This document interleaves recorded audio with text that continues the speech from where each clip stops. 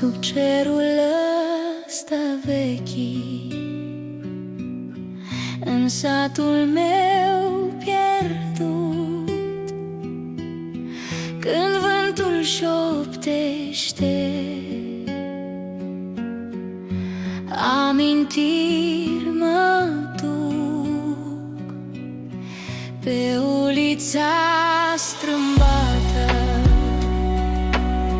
miros de pâine-n zor și râsul bunicii în inima mea stă înfiorit.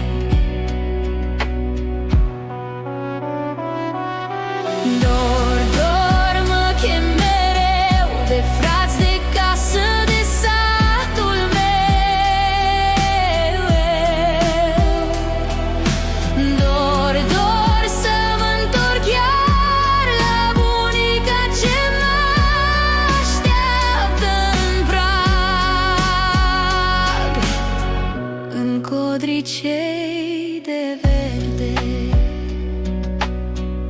Șoaptele cântă-n zbor,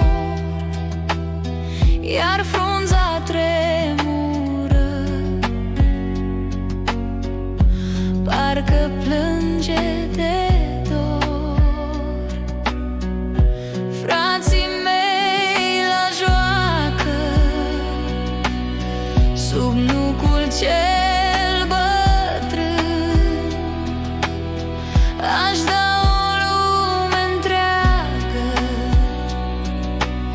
să fiu din nou copil.